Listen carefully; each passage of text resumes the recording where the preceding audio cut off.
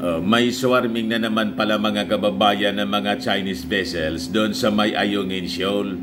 Kaya pala pinaghabol yung ating resupply mission mga kababayan.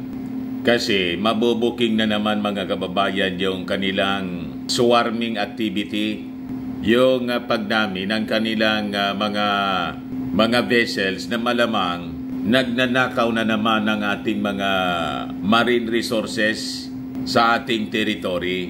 O yan po mga kababayan, sabi sa balita ng Philippine Coast Guard, biggest China fleet is spotted near Ayungin Shoal.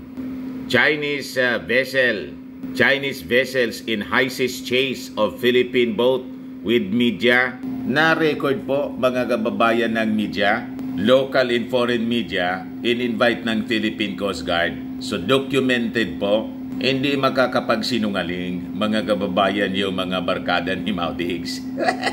So yan po mga kababayan yung pambubumba ng water cannon sa ating resupply mission na document ng Philippine Coast Guard at ng mga foreign and local media po.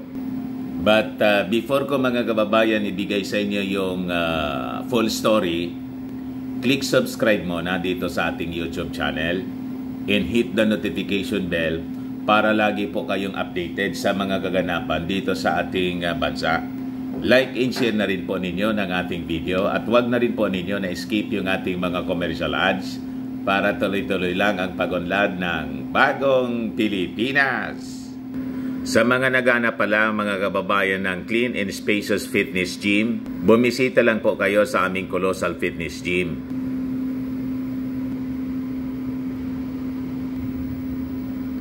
We also offer Grab car rental with our brand new 2023 model ng Toyota Innova. We also accept booking for those who are planning to travel via PAL and Cebu Pacific, and bills payment po para sa Meralco Bills, PLDT, etc. Ang Colossal Fitness Gym po matatagpuan sa 3rd floor ng Security Bank Building, Lanco Business Park, Legazpi City, Albay.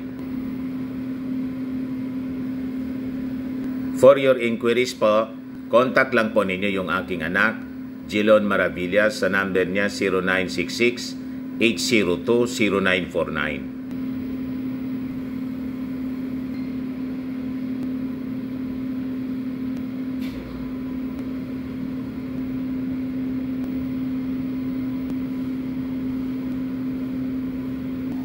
Ayos pa mga kababayan, ayos na ayos anya Mr. Maravillas.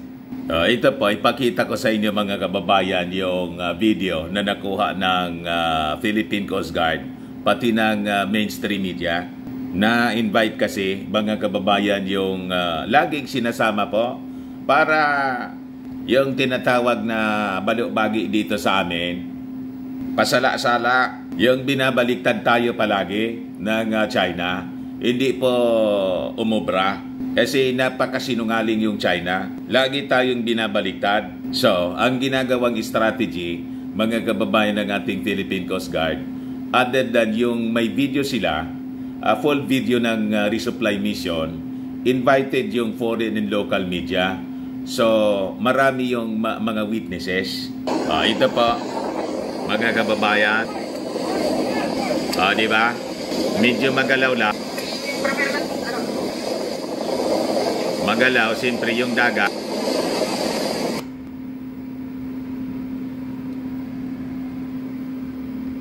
So yan po mga kababayan, yung ginawang pambubumba ng Chinese Coast Guard sa ating resupply mission. Napakalinaw yung pambubulo nila at nasa loob ng ating territory kasi territory natin ang Ayungin Shoal.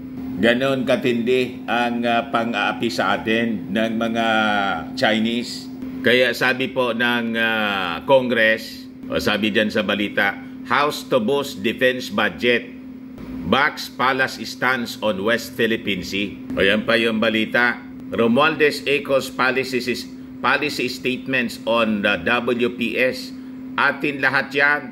Kita ninyo mga kababayan si Speaker Martin Romualdez. Talagang very active na ngayon. Si Inday niya, Mr. Maravillas. Si Inday, iba man yung pinagagawa. Tahimik mga kababayan sa isyong ito. Parang wala lang nangyayari. Nandun si Inday sa Quezon City Road.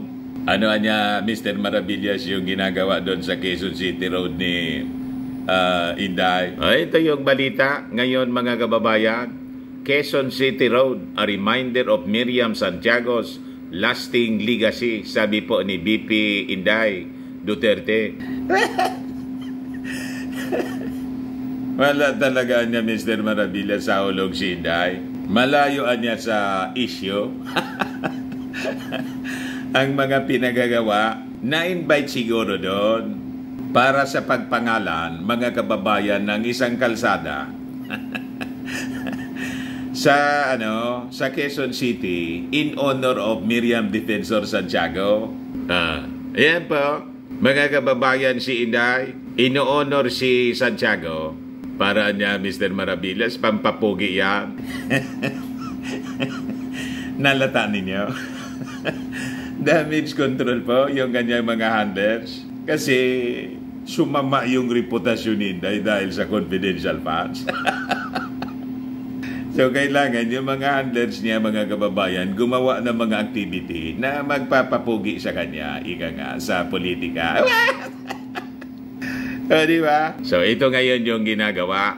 Alatang alata, Vice President Sara Duterte wants Filipinos to remember the colorful late Senator Miriam Defensor Santiago as someone who embodied bravery in conviction in her pursuit for genuine public service.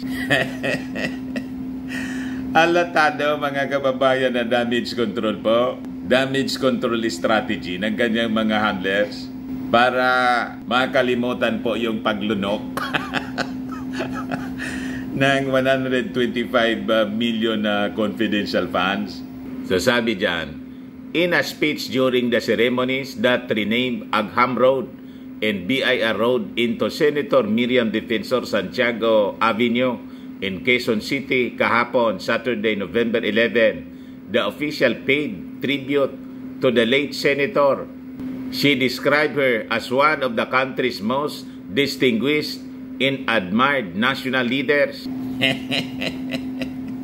Kung totoo mga kababayan yung sinasabi niya, sinabihan niya sana yung kanyang tatay na wag nang lumaban sa pagka-presidente. Nandiyan naman si Miriam Santiago noong 2016. Di ba? Sabi ni Inday, yung legasyan niya ni Miriam dapat mag-inspire sa ating future generation. Sabi niya, this renaming is a tribute to her incredible achievement and a reminder of her unwavering dedication in love of country. May this road serve as a reminder of her lasting legacy and motivate us to follow in her footsteps. Sabi po, mga kababayan ni Inday sa kanyang audience, mga kababayan doon sa Quezon City.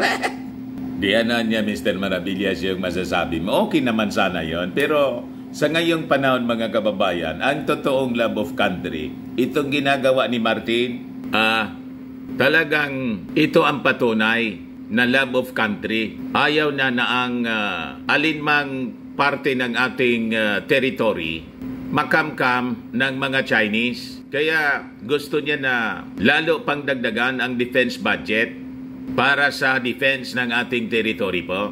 Di ba? Kaya sabi niya, Romualdez echoes policy statement on WPS. Atin lahat yan. It's all ours. Yan po ang love of country. Pero si Inday, tahimik po. Pati si Maudix. Ayan po si Martin, mga kababayan.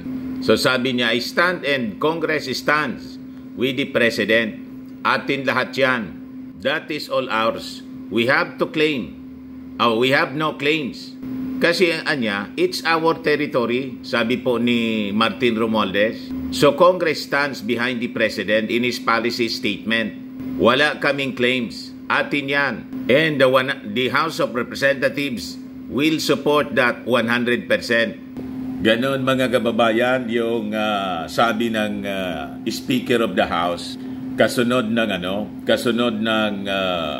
latest na harassment at pambabomba ng water cannon ng mga Chinese sa ating resupply mission.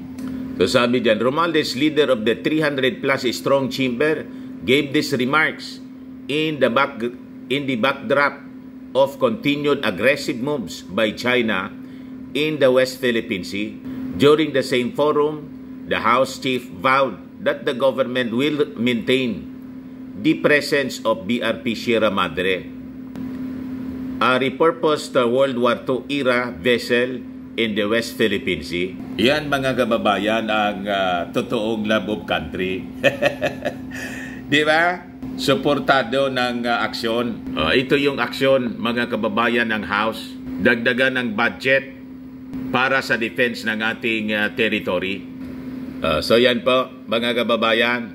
So sabi dyan, under the proposed 2024 budget, the allocation for the defense sector is 282.7 billion pesos or 21.6% more compared to the 203.4 billion pesos allocation ngayong 2023. This fund will support the land, air, naval forces defense programs totaling to 188.5 billion pesos, as well as the UN peacekeeping mission, among others, to ensure domestic security. Sabi mga kababayan ni Martin, itong amount niya does not include the 1.23 billion worth of confidential intelligence funds which the House of Representatives realigned to frontline agencies in charge of ensuring national security and protecting the country's territorial rights dito sa ating West Philippine Sea. Ganon mga kababayan ang love of country, hindi yung lahat buladas lang, hindi puro ngawa. Di ba? Hindi ngawa, kundi gawa.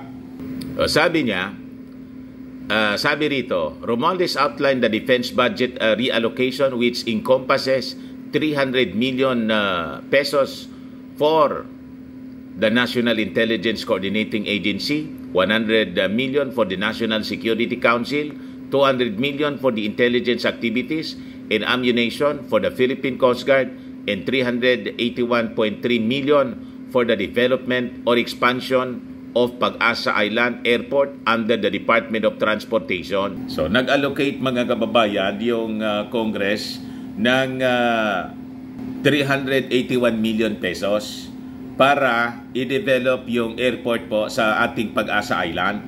So, sabi mga kababayan ni Martin, make no mistake about it, the House of Representatives fully supports the position of President Ferdinand Marcos that we should continue to assert our sovereignty in the West Philippine Seas, in that we should defend every inch of our territory.